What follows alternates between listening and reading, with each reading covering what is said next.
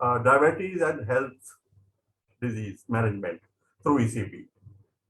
Welcome from CBI Medical Center and welcome on behalf of the International ECP Association. Next. We are blinded. Unfortunately, we are blinded. As the speaker before me, respected Dr. Sashidharan said, that a lot of us have not been taught and do not know very much about diet. Similarly, there are a lot of other things which we do not know. And unfortunately, we are blinded by education. Education makes us think in one direction. But unfortunately, it blinds us from the lateral thinking. And we are blinded by education. Or is it that we are blinded by choice? Let us see. Next. Next. We must dare to look. We must dare to open our eyes. We must dare to look differently. And this is the beauty of this conference. Thank you, Dr. Shri Kumar, for an opportunity to learn and share something which is different, something which is lateral thinking, and something which we all require, which is real education. Next. Diabetes and heart disease are very well related. Heart feels the effect of diabetes. These are two major challenges we have today, diabetes and cardiovascular disease. The longer the diabetes is there, the higher is the chance of developing heart disease. 30% of persons with diabetes also have cardiovascular disease. Next. Worldwide, the picture is very grim. There are 463 million adults. This is a figure of 2019, who are adults and having diabetes. 1 in 5 diabetic is above 65 years. Those above 65 years, 1 in 5 has diabetes. And 1 in 2 is undiagnosed diabetic. Once we say 1 in 2 is undiagnosed, the first figure which we are seeing, that 463 million, simply needs to be doubled. And the mortality is 4.2 million deaths every year. In India, the adult diabetes are 77 million. Again, I will say the figure of 1 in 2 undiagnosed may be really much higher in India due to the poverty, lack of education, and many other factors. So the real figure must be very much higher. Next. Worldwide, there are 235 deaths out of every 1 lakh population. And in India, it is much higher, 272 deaths per 1 lakh. This is a matter of concern. And it may partly be due to the poverty we are having, lack of education, and there can be many other factors. Our healthcare services are not in a very good shape as they should be, and many more factors are involved. Next. There are many factors which lead to coronary artery disease in diabetic patients. I won't go into the complete details, but infection, inflammation, hyperglycemia, insulin resistance, dyslipidemia, and thrombosis. All of them are factors which increase the atherosclerosis. And first, that is subclinical, and later on, we start seeing the clinical events. Next. Now, what is so special about heart disease and diabetics? One is a good part that it is a painless death, painless heart attack. Good in the sense that there is no suffering, but bad in the sense that the heart attacks are more in number. There is macro plus microvascular disease. That means that we are going to miss a lot of patients on angiography, which can only see the macro disease, it cannot see the micro disease. The cause of narrowing or blockage of blood vessels is immense. The blood vessels carry oxygen and nutrients to all the organs in the body. And since in diabetes, all the organs are affected, hence diabetes is likely to affect all the organs in the body, right from the head to toe. We start from the brain on top, the eyes, the heart, the kidneys, the sex organs, the legs, and we can end up in the toe, which is the first to get the gangrene. Next. Diabetes increases the risk of coronary artery disease is well known. When there is decreased blood flow, we can say that there is angina or cry for oxygen. And when the blood flow is blocked, there is myocardial infarction and death of some tissue, some part of the myocardium. Next. The risk of myocardial infarction is much higher in diabetic patients. And interestingly, patients with diabetes without coronary heart disease have a similar myocardial infarction rate as those having only coronary artery disease and no diabetic. So we can say that every patient of diabetes is as prone to myocardial infarction as a normal person not having diabetes. And when diabetes and coronary artery disease combine, the incidence will be much more. Next. So what is the aim? The aim is to reverse diabetes, to prevent the adverse effects of diabetes, and to reverse the adverse effects of diabetes. And all these, to some extent, are possible when we enhance the circulation. And circulation is a major cause of all of that. Next. ECP is very effective in increasing the circulation of oxygenated blood throughout the body. For example, it increases the circulation to the heart by 20 to 42%, brain by 22 to 26%, and kidneys to 19%. Similarly, all other organs have increased blood flow. Next. When we read the topic, it is saying EECP. I put this slide specifically to clarify what's the difference between ECP and EECP, because a lot of people are confused about it. EECP is a brand, just like SECP, LifePulse, Cardiosel, Vasomet, and a lot of others. Whereas ECP is the generic name. But unfortunately, the brand name ECP has become so popular that even when we search on the internet for ECP, we do not find much reference to external counterpulsation. In fact, ECP is better for emergency contraceptive pill. It is better known for that than for external counterpulsation. But we must be clear that ECP and EECP are practically the same. The difference is only in the generic name and the brand name. Next. We all need approvals. Although I personally believe that the patients are the best person to give approvals and not the journals and the textbooks. However, we are living in a world where these are important, and unless something is mentioned in that, we do not consider it evidence-based. So just for information, ECP is now approved world over by FDA US, CE certification in Europe, National Health Services in UK, which has the Medical Device Agency to give approvals, and the National Drug Authority in China. It is mentioned in all the leading journals in the world, the American College of Cardiology Journal and all others. Next. And it is also finding reference in the leading textbooks of cardiology and medicine. Braunwald heart disease and Harrison both mention it. Both mention that it decreases the cardiac work and oxygen consumption while enhancing the coronary blood flow. The time to ST segment depression during exercise testing is increased. There is reduction in the angina. And most important, the myocardial infusion imaging studies show that there is increase in the blood flow to the myocardium. Next.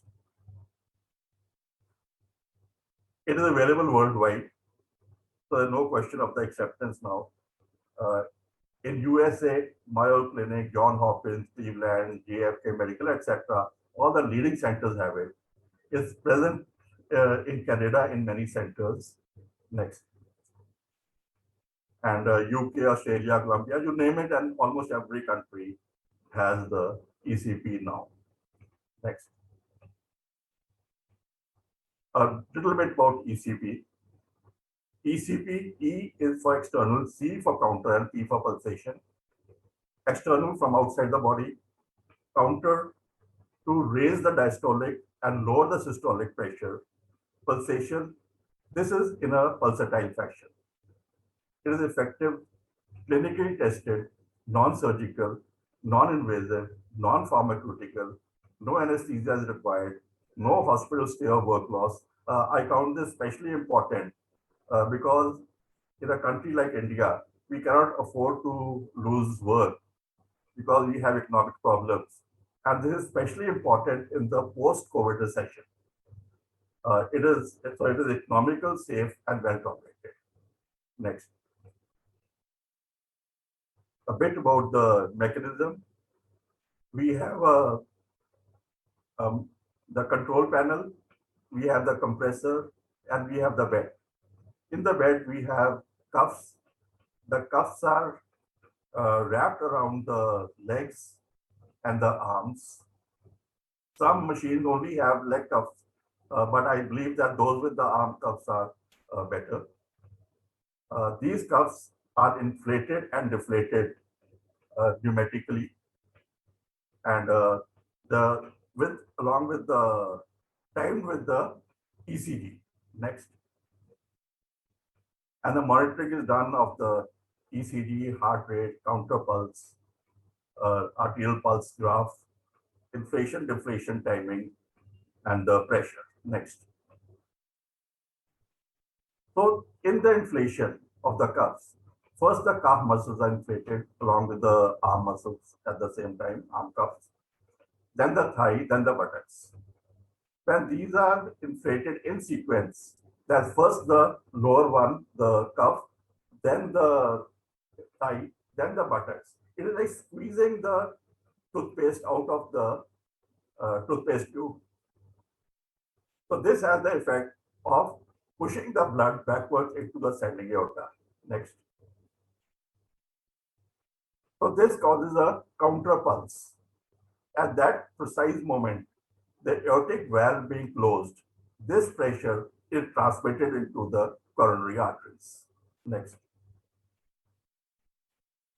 When this is done repeatedly, there is dilatation of the blood vessels. It is just like we have a rubber band. We keep stretching it. First, there is more resistance. As we keep stretching it, the resistance decreases, and ultimately a stage comes when it remains stretched even when we leave it.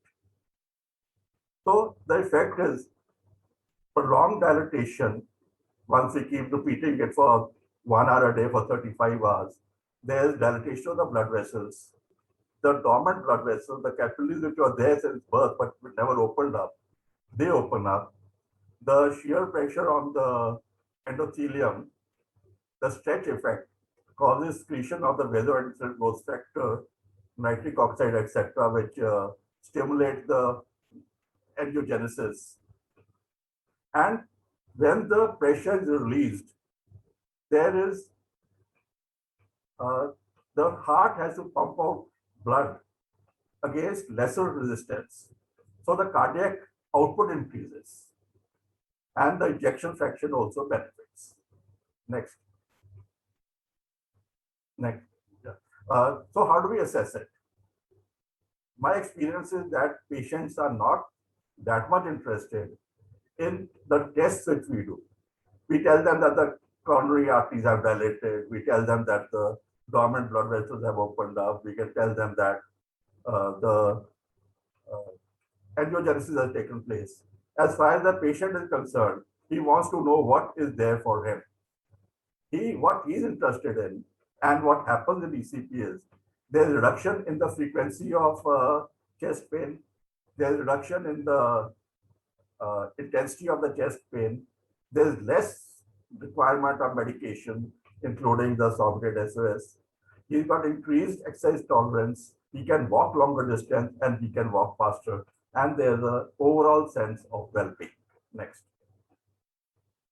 We can also do the test for documentation. The ST changes time is increased in the treadmill test. Next.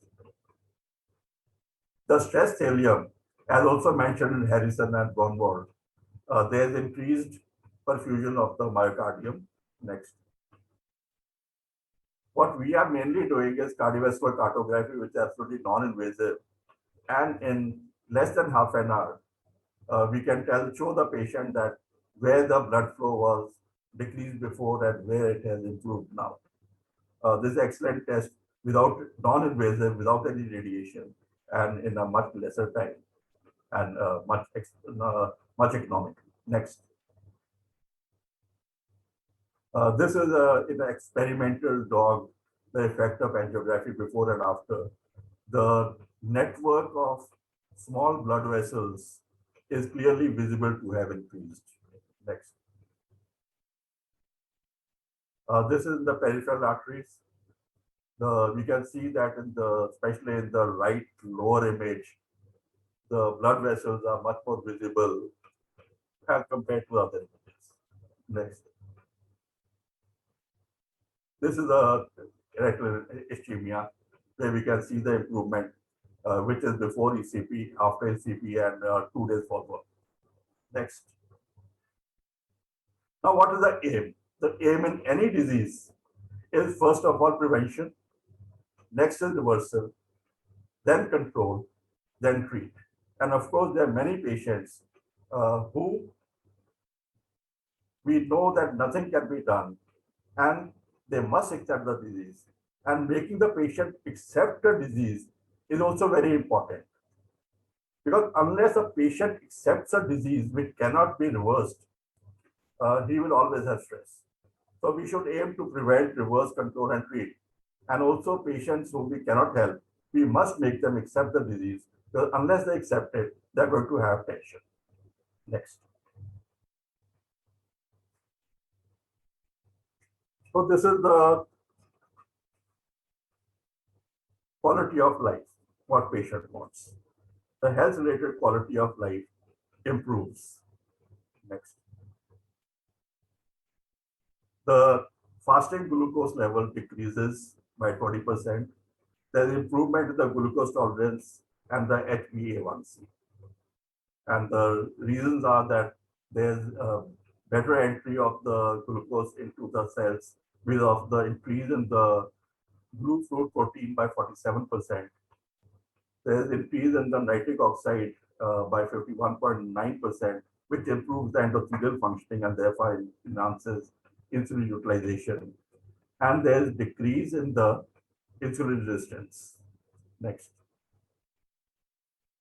We have already discussed this, that the effect on circulation, decreased cardiac workload, arteriogenesis, angiogenesis, and vasodilatation. Next. There is relief in angina. The episodes per week and the requirement of sorbitates per week is decreased. And so is the class of the angina. Next. ECP can help all the patients of angina who are diabetic patients. It can help in patients who have got diffuse small vessel disease, which is more common in the diabetics, and which the stent and the CABG are less effective. In diabetics not fit for surgery, diabetics with high risk of surgery or angioplasty, failed or reblock after angioplasty or bypass surgery, to improve the cardiac status before surgery, prevention for diabetics who are at higher risk, and even patients who have a congestive heart failure having low EF. And all these things are much more common in the diabetics, so it has got a very good role in these patients. Next. There are also some non-cardiac benefits of circulation. which again, many of them are more common in the diabetic patients: cerebral ischemia, hearing loss, erectile dysfunction, peripheral artery disease, and renal decompensation. All these are more in the diabetic patients, and enhancing the circulation in these areas can help the patients a great deal. We have seen patients who have hearing loss improve their hearing loss after the ECP. Next. They say you are as old as your arteries, and ECP makes your arteries younger. So ECP reverses diabetes. Here I'll add one more thing.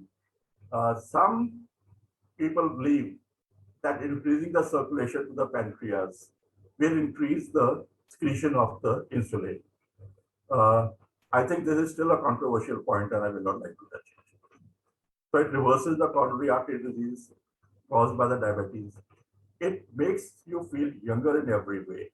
But the question remains, why ECP is not better known? Why not more prevalent? This question is important, and let us see if we can find an answer. Next. Next. Again, the answer is back to slide number 1. Take off your blinkers, and this conference is the best place to take them off. And let's take them off now. Let's think more laterally. I am thankful to Dr. Sri Kumar for giving this opportunity to share my experience and encourage other persons to think laterally, taking off the blinkers. Next. So let's break the barriers. Medical science has more unknown than what we know. Thank you. Yeah, thank you so much. So we have a couple of questions here. Would you like to answer them right away? Yeah, sure. Okay, so that's from Shrishti. Sorry, that's from Anita. She says, Dr. Sivia, when is the ideal time to start intervention with ECP in DM? I'll say that ECP. ECP in DM. In DM. In DM. Yeah. I will break this question into 2 parts. One is to use it in patients who have diabetes mellitus. The other is those patients who don't have but at high risk. I think that all patients who are at high risk of diabetes should start it as soon as possible, maybe after the age of 30. And those who have diabetes, of course, they should start with it immediately if possible. We should not wait for the symptoms of coronary artery disease or for the test to be positive, because microcirculation being affected, even the angiography may be normal and still the patient may have coronary artery disease and may have a MI because of that. All right. Thanks, doctor. And there's another question from Dr. Ahmed. Is patient post-MI is suitable to do ECP? And if so, how can he benefit from it? Yes, post-ECP and post-stent. I think all of them should have the ECP. ECP should be part of the cardiac rehabilitation. In stent and bypass, we are only taking care of a small part of the coronary circulation. It is not possible that only one part of circulation is affected and all the other is absolutely clear. So when a patient has coronary artery disease, if he's had bypass, he's had stent, only a small part of the problem is solved. So I personally believe that every single patient of coronary artery disease who has had bypass or stent must have ECP and other cardiac rehabilitation measures done after the procedures. All right. There's another question which says, Dr. Sivia, any risk of plaque rupture? Yes, this has been questioned again and again. There are no known reports of plaque rupture so far. I think it is absolutely safe. What we should be careful of is that if there's any aortic aneurysm, we should avoid doing ECP in those patients. And the next question is there an increased risk of cardiac failure after EECP in patients with low ejection fraction and or hypokinetic left ventricle? In fact, ECP is known to increase the ejection fraction. So these patients, they are cases in which ECP should be done. Here I will add one thing. Those patients who have got severe cardiac failure, we should avoid ECP till they are stabilized. The reason is that though these patients have a higher chance of arrhythmias. So patients who have got severe ejection fraction problem, I don't want to say ejection fraction, I will say those patients have got a severe left ventricular failure, we should delay it till we can control that. We have treated patients as low as 9% ejection fraction, and they have done very well. All right. There's another question from Vijay Mohan. Excellent presentation, Dr. Sibia. Would the addition of IV chelation therapy further improve results? Thank you. Dr. Vijay Mohan, I think this is a very valid question.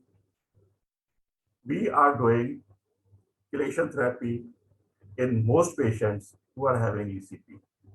In fact, every treatment has got a different way of functioning. We are doing ECP, we are doing chelation therapy, and we are doing ESMR. All of them have got their own way of working. Since the expenses add up, so most patients will prefer only one or a combination of two of them. Those patients who are coming from us from abroad, they prefer all three of them. And we have seen that as we, it is like we are tackling the disease from different angles. From how many different angles we attack the disease, the more effective it is going to be.